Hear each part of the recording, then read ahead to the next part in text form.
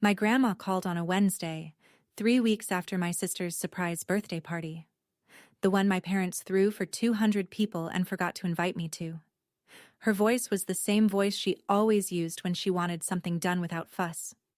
"Come see me," she said. "Saturday, alone, and don't you say a word to your mother." I was holding a cat in my left arm, a calico with an ear infection who didn't like being held. I didn't drop her, but I did sit down on the exam room floor, right there on the cold tile, and I said, "Okay, Grandma, welcome back to Calm Drama Stories. If you're new here, we share real feeling family stories about the moments that test your patience, your boundaries, and your heart.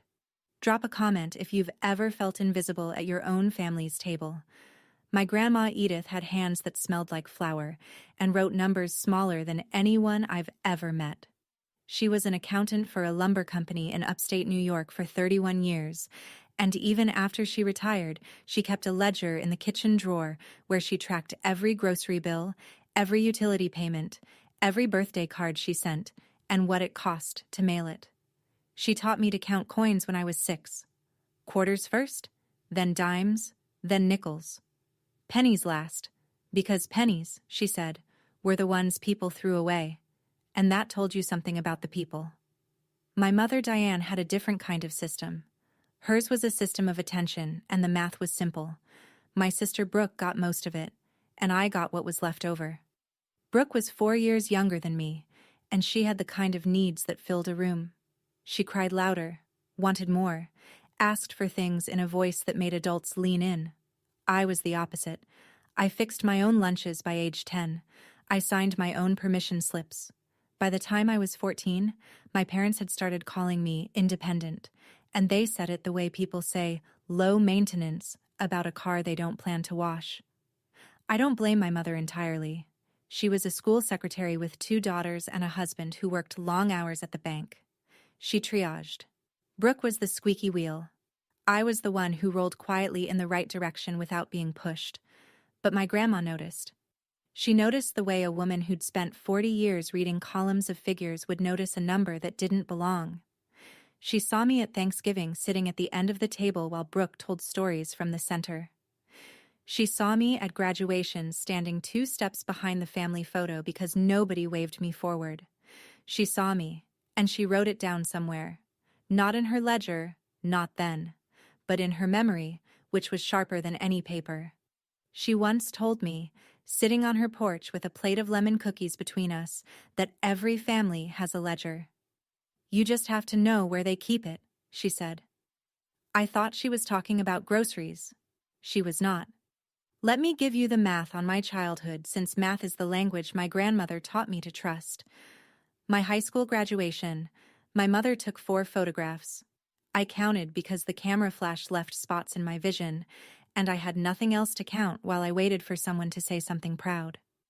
My father arrived 20 minutes late, sat in the back row, and left before the reception because he had a conference call. He managed a branch of a community bank, and he managed it the way he managed our family, with an eye on the account that mattered most to him. Brooke's high school graduation 4 years later, my parents hired a photographer, professional, digital, 312 images on a shared album I found by accident. They booked a restaurant for 60 people. I was invited to that one. I sat between my Aunt Marge and a cousin I hadn't seen since I was 11, and I clapped when they gave the toast, and I drove home alone while the rest of the family went out for ice cream. When I applied for the veterinary technician program at the community college, I needed my father's signature on a financial form. He said he'd handle it. He forgot. I filed it late, lost the early enrollment discount, and paid the difference myself with money I'd saved from a summer job at a feed store. When Brooke wanted to attend a summer art intensive 2 states away, my father drove 6 hours each way to drop her off, waited in the parking lot until she was settled, and called her every night for 3 weeks. I didn't keep score. Or maybe I did. But I kept the scorecard in a drawer I told myself I'd never open, the same way my grandmother kept certain receipts in folders she didn't label. The morning of Brooke's surprise birthday party, the one that changed everything, I found out about it the way most people find out about things they weren't meant to know. Somebody posted an Instagram story. A cousin, I think. Balloons in the backyard. A banner with Brooke's name in gold letters. 200 people in the frame, and not one of them was me. I stood in my kitchen and looked at that Instagram story for a long time. The lighting was good. Somebody had strung those paper lanterns you see at outdoor weddings, the kind that glow warm orange when the sun goes down. There was a table with a cake shaped like a painter's palette, because Brooke was a graphic designer, and everyone in my family knew that about her. There was a charcuterie board that must have cost $100. There were faces I recognized, my parents' neighbors, my mother's co-workers from the school district, cousins from both sides, a few of Brooke's college friends I'd met once at a Thanksgiving that ran too long. 200 people. And nobody called me. I could have done a lot of things that evening. I could have called my mother and asked why. I could have sent a text that started with, "Did you forget?" and ended with something I'd regret. But I didn't. I drove to the drugstore on Route 12, the one with the greeting card aisle between the Band-Aids and the toothpaste, and I bought a birthday card for my sister. I wrote it standing at the pharmacy counter, with a pen that skipped on every third word. I told Brooke happy birthday. I told her I remembered the time she was 5 and got bubblegum stuck in her hair, and I sat on the bathroom floor and cut it out with kitchen scissors while she cried. I told her I was proud of her design work. I signed it, Love, Adeline. I sealed the envelope and bought a set of professional drawing pens. The kind with the fine-tip nibs that cost more than I usually spend on myself. Because Brooke was a graphic designer, and I thought she could use them. I mailed it the next morning. My mother called 2 days later. "That was sweet of you, honey. You know how it is. We just ran out of space." Through the phone, I could hear music. Leftover party playlist, maybe, or the TV. Something with a beat that didn't match the conversation. 200 people. And they ran out of space. I said, "I'm glad she liked the card, Mom." I hung up. I went back to work. There was a tabby with a broken leg waiting for me, and broken legs. At least, I knew how to fix. 3 weeks passed.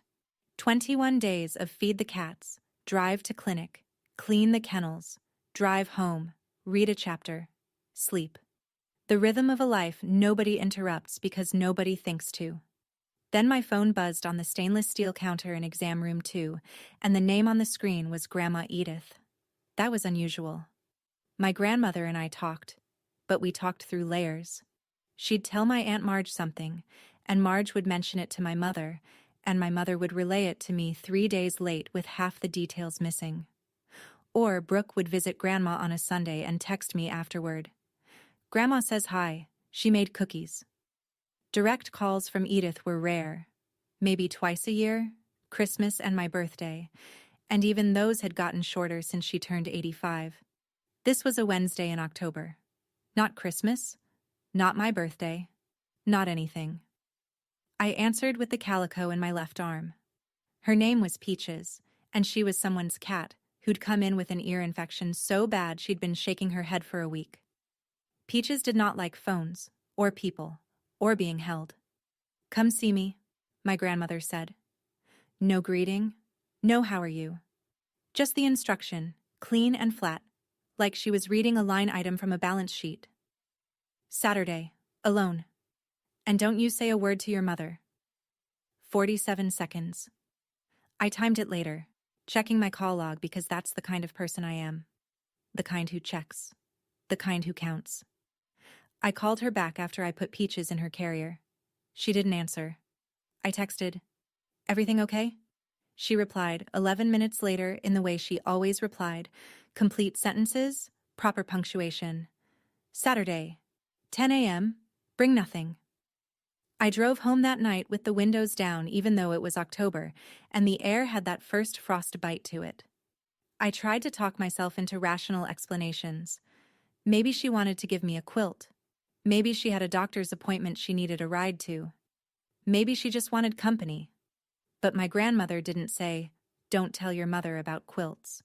She didn't say it about doctor's appointments. She said it about things that mattered, and things that mattered, in my grandmother's world, always had a number attached. I baked a batch of lemon cookies that Friday night, her recipe. the one with the extra zest, and drove to her house the next morning with the cookies in a tin and a feeling in my chest like the moment before a vet opens a test result she already knows won't be good. My grandmother's house was a small clapboard cottage on Birch Lane, painted white every 4 years by whoever in the family she could talk into holding a brush. There was lavender growing along the front steps. She'd planted it the year my grandfather died, and it came back every spring thicker than before, like it was making a point. She was on the porch when I pulled up. Rocking chair, sweater buttoned to the neck even though the morning was mild. On her lap, a manila envelope, thick, with a clasp, the kind you buy at office supply stores, not the kind that comes in the mail. "You brought cookies," she said. "You told me to bring nothing." "I know what I said. Give me a cookie." I handed her one through the screen door, and she bit into it with the careful precision of a woman who'd had the same dentist for 30 years. Then she nodded toward the hallway. "Come inside, back bedroom." The bedroom smelled like lavender sachets and old wool.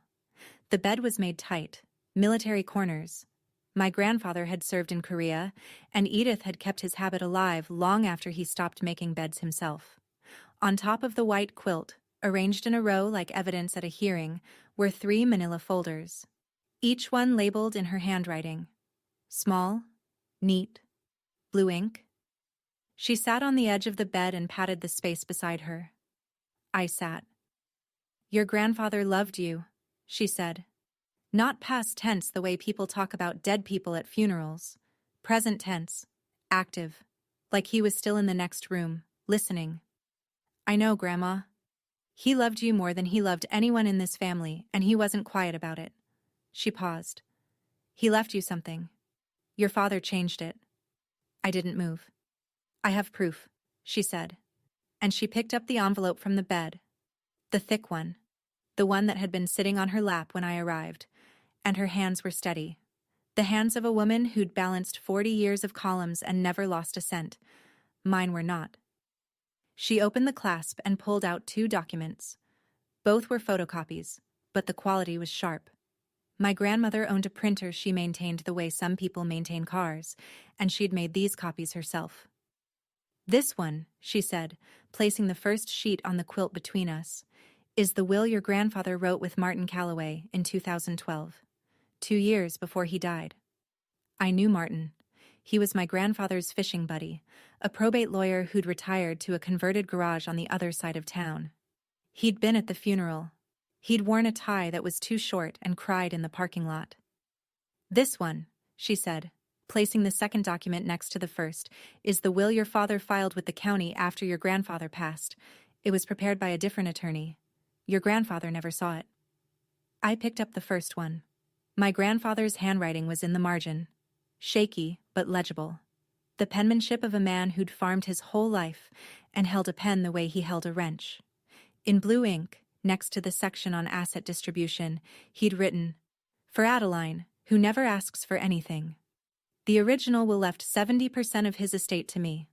The house, the 47 acres of farmland east of Route 9, the savings account at the credit union, $142,000 he'd built up over 60 years of growing timber and raising soybeans. 20% went to my father, 10% to a trust fund for future grandchildren. The second will, the one my father filed, split things differently. 50% to Glenn Sutton, 30% to Brooke Sutton, 20% to Adeline Sutton, held in trust and managed by Glenn Sutton. I'd never received a cent, not a quarterly statement, not a phone call from a trustee, nothing. I read both documents 3 times. I'm a veterinary technician. I read lab panels for a living. I know how to compare 2 sets of numbers and find the one that doesn't match. "Does Dad know you have this?" I asked. My grandmother looked at me the way she used to look at a column of numbers that didn't add up. Patient, precise, already 3 steps ahead. "Not yet," she said. She wasn't done. My grandmother had never been the kind of woman who presented half a case. She opened the first folder. Inside, bank statements. The credit union account my grandfather had left. The one with $142,000 in it. She'd highlighted the withdrawals in yellow marker. One by one, Starting 3 months after Harold's death, the balance dropped. 5,000 here, 8,000 there. A lump sum of 22,000 in March of 2015. By September of that year, the account was empty. Every withdrawal bore one signature: Glenn Sutton. The second folder: a stack of printed emails between my father and a financial advisor I'd never heard of. The subject lines were clinical: restructuring trust assets, portfolio rebalancing Q3, liquidation timeline. The content was not clinical. My father had taken the money that was supposed to be mine and poured it into a commercial real estate development that went bankrupt 18 months later.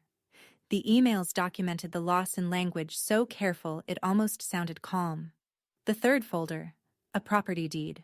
My grandfather's 47 acres east of Route 9, the land where I used to pick blackberries along the fence line in August, had been sold in 2017. Sale price: $198,000. The proceeds went to a personal account under my father's name. No notification to any other family member. No mention in any family conversation. Ever. I looked at my grandmother. She was sitting straight, both feet flat on the floor, hands folded on the quilt. She'd organized this the way she organized everything: by category, by date, by consequence. I found the bank discrepancy in 2016, she said. 2 years after your grandfather died. I was going through old statements. I still had copies from when I managed the household books. The numbers didn't match, so I kept looking. Why didn't you say something then? I'd had a stroke, sweetheart. 2 months after your grandfather's funeral. I couldn't drive. I couldn't dress myself some mornings. Your father was the one who took me to physical therapy. She paused. You don't accuse the person carrying you down the stairs. And now? Now I can dress myself. Now I can carry my own papers. And now? She looked at me, and her eyes were dry and clear. They threw a party for 200 people and didn't invite you, and you still sent a card. That card, the one I'd written on the pharmacy counter with a pen that skipped. That was the thing that made my 87-year-old grandmother decide it was time. I drove home with the folders on the passenger seat and the lemon cookie tin wedged behind the headrest so it wouldn't slide. The October sun was low and orange through the windshield, the kind of light that makes everything look like a photograph someone took on purpose. I didn't turn on the radio. I didn't call anyone. I drove 20 minutes in silence, parked in my driveway, and sat in the car with the engine off until one of my cats, Roscoe, the gray one, appeared in the kitchen window and meowed at me through the glass. Inside, I spread the papers across the kitchen table. Roscoe sat on one corner of the stack. Clementine, the orange tabby, sat on the other. Neither of them understood estate law, but they were warm, and they were there, which put them ahead of most of my family. I read everything again. Then I opened a notebook, the kind with the graph paper pages I use for tracking patient weights at the clinic, and I made a list. Not of what I felt, of what I knew. When you're a vet tech, you learn to separate the diagnosis from the emotion. A dog comes in limping, and the owner is crying, and the dog is scared, and the room smells like antiseptic and fear. You don't cry. You read the X-ray. You check the margins. You identify the fracture. Then you make a plan. My family had a fracture. It had been there for 12 years, hidden under a cast nobody told me about. I listed my options. Confront my father directly. He'd deny it. Hire a lawyer. I had $800 in savings and a vet tech's salary. Go to the next family dinner and put the documents on the table. Satisfying, but chaotic, and chaos benefits the person with the most to hide. At the bottom of the third folder, my grandmother had paper-clipped a note. One line, written on the back of a receipt from the bakery where she bought lemon filling. Call Martin Calloway. He wrote the original. He'll know what to do. And beneath that, a phone number in her neat blue ink. I picked up my phone. Not to call my father. Not to call my mother.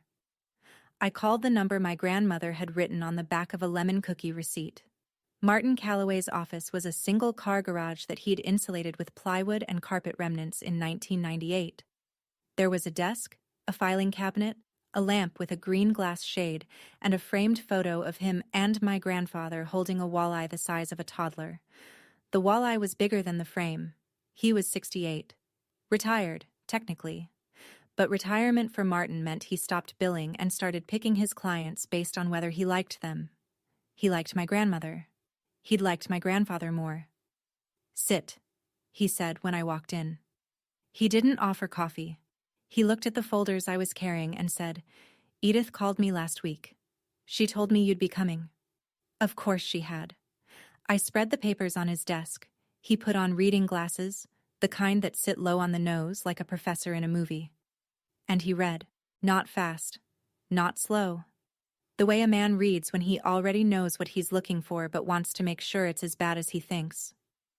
"I wrote this will," he said, tapping the original. "Harold came to me in the spring of 2012. Sat right there." He pointed at the chair I was sitting in. He said, "I want Adeline taken care of. She's the one who won't ask." Martin took off his glasses. The amended version, this one, didn't come through me. I never saw it. Glenn used someone in the city. Can we contest it? Statute of limitations starts when the beneficiary knew or should have known about the fraud. You were never notified of the amendment. You were 20 years old when Harold died, away at school, and Glenn was the sole executor. He paused. "The clock hasn't started, Adeline. You're still inside the window." He laid out the plan. He'd send a formal letter to my father, certified, return receipt requested, requesting an accounting of my grandfather's estate. Simultaneously, he'd invite the family to what he called a family estate review at his office. Not a courtroom, not a deposition. A table in a garage with a green lamp and a photograph of a walleye. "Bring everyone who has standing," he said. "Your father, your mother, your sister, your aunt. Anyone with a connection to Harold's estate." He signed the letter right there, at his garage desk, with a pen that had my grandfather's initials engraved on the barrel. He'd kept it for 12 years. Some people keep pens because they're expensive. Martin kept it because of who gave it to him. 5 days later, I was in the grooming bay at the clinic, bathing a golden retriever named Chief, who had rolled in something unspeakable, when my phone buzzed. The screen said, "Dad." My father hadn't called me in 4 months. Not since July, when he'd phoned to ask if I could pick up a prescription for my mother while she was at work. That was the kind of call I got. Logistical. Functional. The calls you make to people you trust to say yes without asking why. "We need to talk," he said. His voice was level. The voice he used at the bank when a loan application came back flagged. Controlled. But I could hear the effort in the control, the way you can hear a pipe humming right before the pressure gets too high. "As a family, this weekend." "Okay, Dad." I said it the same way I'd said, "Okay, Grandma," 3 weeks earlier. Same word. Same flat tone. Different everything. He hung up without saying goodbye. 30 minutes later, my mother called. "Honey, what's going on?" Her voice had that wispy quality it got when she was confused and trying not to sound scared. "Your father won't show me something. He's been in the study with the door closed for an hour. He was on the phone with someone I couldn't hear." "Ask Dad, Mom." "I'm asking you." "I know. But this one comes from him." She was quiet for a moment. Then, "Are you all right?" I almost said yes automatically. That was the muscle memory. Yes. I'm fine. I'm always fine. I'm the one who doesn't need anything. But something had shifted. The folders on my kitchen table had rewritten the choreography. "I will be," I said. "Saturday. Martin Calloway's office. 10 a.m. Everyone." That evening, my father called again. 9:30 at night. I was on the couch with Roscoe on my chest and Clementine kneading the blanket near my feet. "Can we handle this privately?" he asked. "Just the two of us. Father and daughter. I can explain everything." "Martin's office, Saturday, 10 a.m. Everyone." He was quiet for a long time, long enough that I could hear the ice in his glass shift. A small sound. The sound of a man who was sitting in his study in the dark, drinking something he didn't want his wife to see. "Fine," he said. And he hung up. He didn't wait for Saturday. On Thursday evening, 2 days before the meeting, my father invited the whole family for dinner. Just the four of us, Glenn, Diane, Brooke, and me. He did not invite Grandma Edith, and I noticed that the way I noticed everything now, quietly, and with a number attached. My mother made pot roast. The dining room table had a tablecloth, which was unusual for a weeknight, and the good plates, which was unusual for a dinner that wasn't a holiday. My father was performing normalcy, and he wasn't bad at it. He waited until the plates were full and the bread was passed before he spoke. "There's been a misunderstanding about your grandfather's estate," he said. He was looking at me, not angry, not pleading, the look of a bank manager explaining a declined transaction. "I handled it years ago, and now someone is stirring things up." Diane looked between us. "What misunderstanding? What estate?" Brooke put her fork down. "Why are we talking about Grandpa's money? He's been dead for 12 years. Glenn kept his eyes on me. "Your grandmother is getting older, Adeline. She's confused. These papers she showed you, they're outdated. They don't reflect the final arrangements." I took a bite of pot roast, chewed, swallowed, took a sip of water. "Saturday," I said. "Martin's office. Bring whatever you'd like to bring." "Adeline, the pot roast is really good, Mom." My mother stared at me. My father stared at me. Brooke stared at her plate. Nobody moved for 6 full seconds, I counted. And then I stood up, carried my plate to the kitchen sink, rinsed it, and set it in the drying rack. "Thank you for dinner," I said from the doorway. "I'll see everyone Saturday." I drove home. The night was cold, the first real cold of fall, and the headlights caught frost on the shoulders of the road. I turned the heater on and thought about what my grandmother said about ledgers. My father had been keeping one too, a different kind, a ledger of omissions. What he didn't tell my mother, what he didn't tell me, what he didn't tell himself. I didn't finish my plate. Not because I wasn't hungry, because I'd learned something from my grandmother. You don't show your hand at the wrong table. My Aunt Marge called me Friday morning. Marge was my father's younger sister, 3 years younger, a retired dental hygienist, married to a man named Roy, who didn't say much but noticed everything. She lived 2 miles from Grandma Edith and checked on her 3 times a week. "Your father went to see your grandmother yesterday," Marge said. No hello. The Sutton women, I was learning, opened conversations like accountants opened ledgers, straight to the number that mattered. "How long?" 2 hours. I was there when he arrived. He asked me to leave. I went to the kitchen and made tea. And when he came out, his face was the color of a stop sign, and he didn't look at me. Your grandmother was still in her rocking chair. She hadn't moved. She asked me if I wanted a lemon cookie. I could picture it. My grandmother in her chair, her posture straight, her sweater buttoned, her hands in her lap, and my father standing over her, trying to make a 90-year-old woman with 40 years of accounting experience believe she'd gotten her numbers wrong. What did he say to her? He told her she was confused, that the papers were old and didn't mean what she thought they meant. Marge paused. She told him she could recite every line item of that estate from memory. Then she asked him how much he lost on those development certificates in 2015. I closed my eyes. He didn't answer that one, Marge added. That evening, I called my grandmother. "Are you okay?"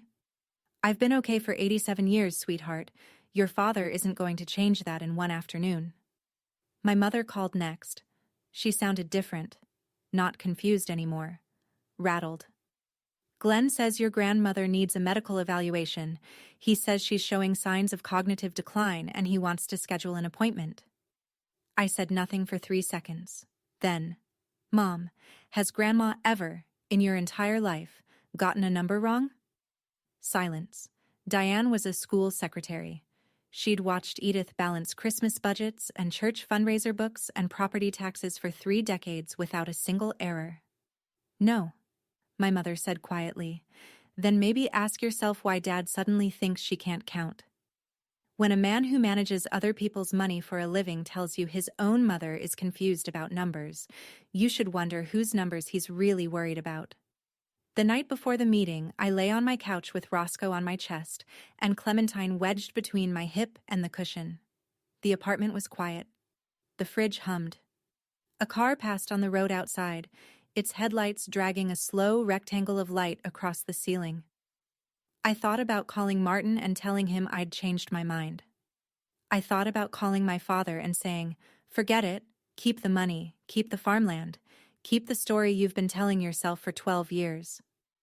I thought about how much easier it would be to go back to being the daughter who never asked for anything. Because that's the thing nobody tells you about confrontation. The hardest part isn't the anger. The hardest part is the doubt that comes the night before. When the house is dark, and the cats are warm, and a small voice in your head says, "Maybe you're the one tearing this family apart." My grandfather used to say something I didn't understand until that Friday night.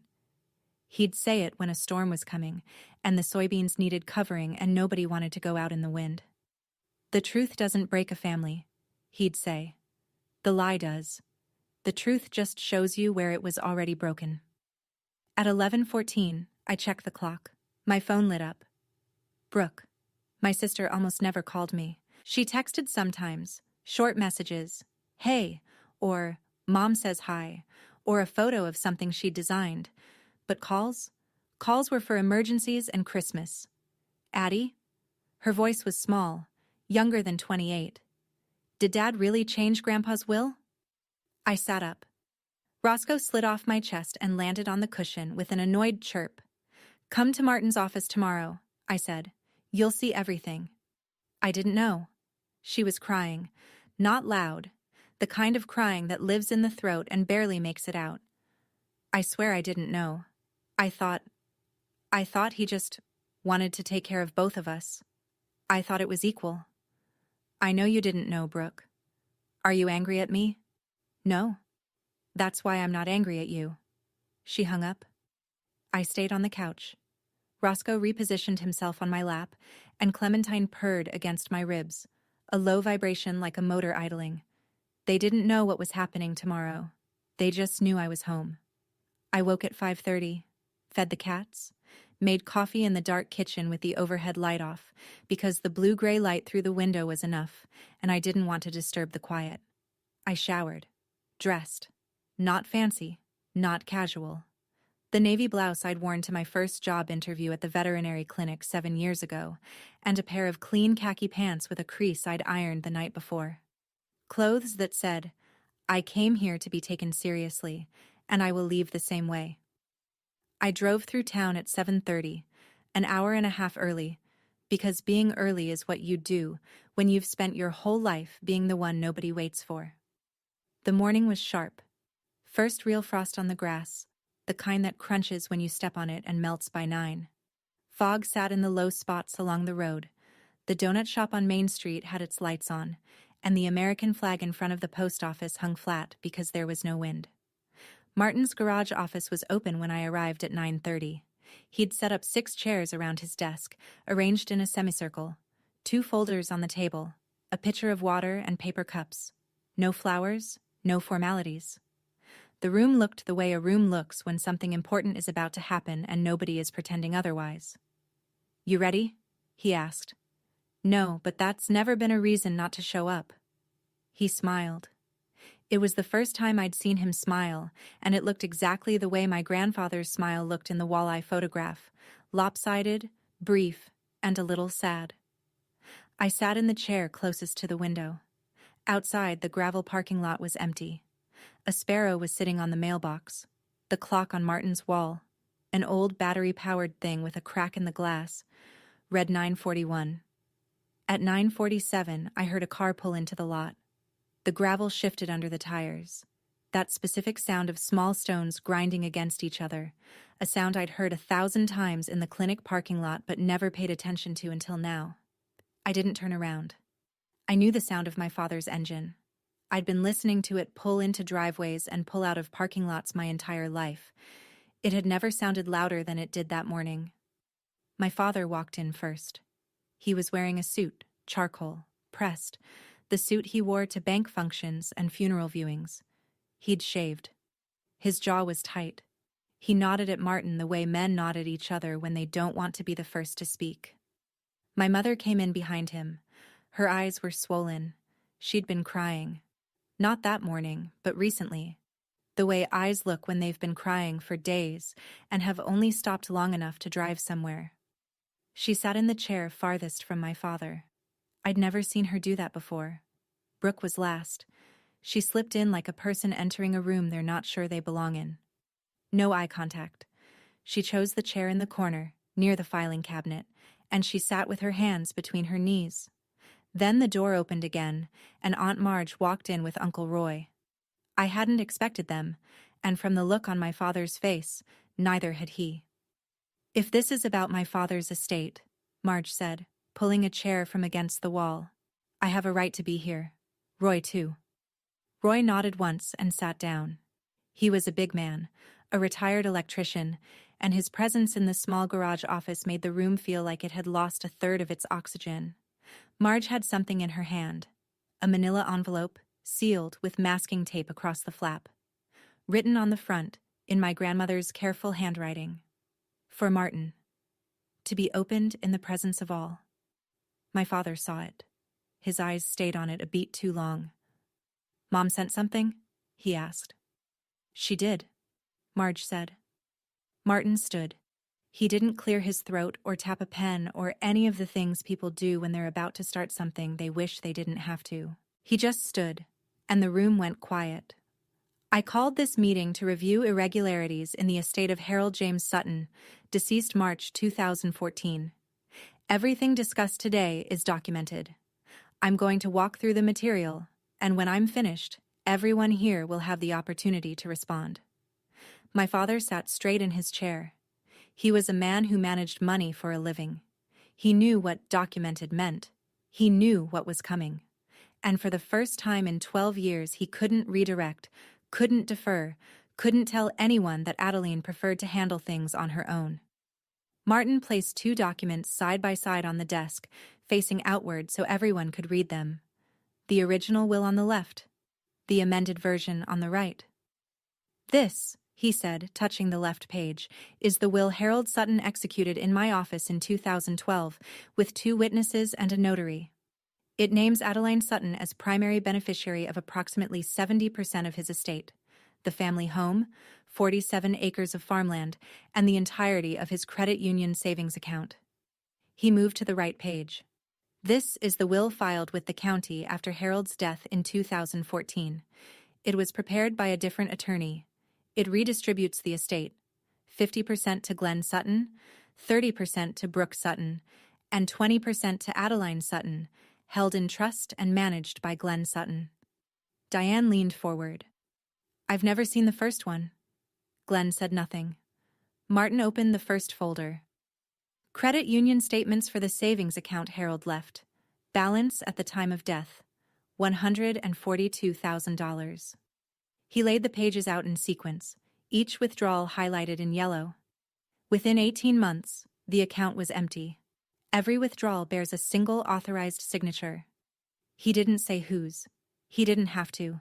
The signature was on every page. Brooke pressed her hand to her mouth. Martin opened the second folder. In 2017, the 47 acres of farmland east of Route 9 were sold. Sale price, $198,000. Proceeds deposited into a personal account. He placed the deed transfer on the desk. No family member was notified. The wall clock ticked. Nobody moved. Marge had her arms crossed. Roy sat with his hands flat on his thighs. My mother was staring at the bank statements the way a person stares at a car accident they just realized involved someone they know. "The original will," Martin said, "named Adeline Sutton as the primary beneficiary of approximately $266,000 in combined assets. The amended will redirected those assets without her knowledge or consent." Glenn's voice, when it came, was flat, practiced. "This was my father's estate. I had a right to manage it." Martin looked at him over his glasses. He didn't raise his voice. He never did. "You had a right to manage it honestly, Glenn. not to take it. The clock ticked 3 more times before anyone breathed. Then Martin picked up Marge's envelope, the one sealed with masking tape, the one my grandmother had labeled in blue ink. He opened it carefully, the way you open something from a person who took care with it. Inside were 2 things: a handwritten letter on lined notebook paper and a single photocopied document. Martin read the letter aloud. My grandmother's voice came through his. Not literally, but in the rhythm, the precision, the refusal to waste a word. To my family, he read, I have kept silent for 12 years, not out of weakness, but out of preparation. Glenn, you are my son, and I love you. But you took from your daughter what your father wanted her to have. I cannot change what you did, but I can make sure the record is complete. He turned the page. I will not be present today because my body does not cooperate with my wishes, but my memory does. And my memory has a better track record than some people's honesty. Marge let out a sound that was half laugh, half sob. Roy put his hand on her knee. Martin set down the letter and held up the second document. This is a life insurance policy issued in 2010 by a credit union your father was not associated with. The beneficiary is Adeline Sutton. The death benefit is $85,000. It was never claimed after Harold's death. Glenn looked up. I didn't know about that. No, Martin said. You didn't. Because your mother was the one who suggested it to Harold. She opened the policy at a separate institution specifically because she didn't trust what might happen to assets held where you had signing authority. The room absorbed that. My grandmother, 87 years old, recovering from a stroke, dependent on her son for rides to the doctor, had been building a parallel set of books for over a decade. She'd watched. She'd waited. She'd kept her own ledger in a drawer nobody thought to open, and when the numbers finally needed to be read aloud, she sent them in a sealed envelope with masking tape and blue ink. I looked at the letter on the desk. Her handwriting, small, neat. Every letter formed the way a woman who'd balanced 40 years of corporate accounts would form a letter. No crossouts, no corrections. My grandma had spent 12 years building a case the way she'd spent her whole career balancing books, one line at a time. No errors, no shortcuts. My father took off his suit jacket. He folded it once, placed it on the back of his chair, and loosened his tie. Then he pulled the tie off entirely and set it on the desk, where it lay coiled on the wood like a question nobody wanted to answer. I made a mistake, he said. His voice cracked on the second word. Not dramatically, not the way people crack in movies, with a hand over the mouth and a sudden collapse. Just a hairline fracture in the word made, the kind of crack that tells you the foundation has been shifting for years, and this is the first time the wall shows it. I took the money because I thought I could grow it. I found a development opportunity in 2015, a mixed-use project upstate.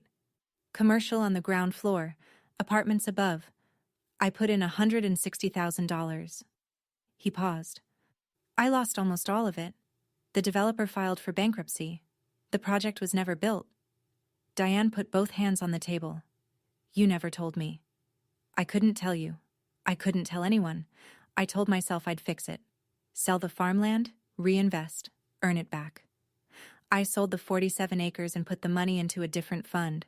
That one didn't collapse, but it didn't grow either. And by then the money was gone, and the land was gone, and I didn't know how to say any of that out loud. He looked at me. I told myself you didn't need it. You had your job, your apartment, your life. You were doing fine.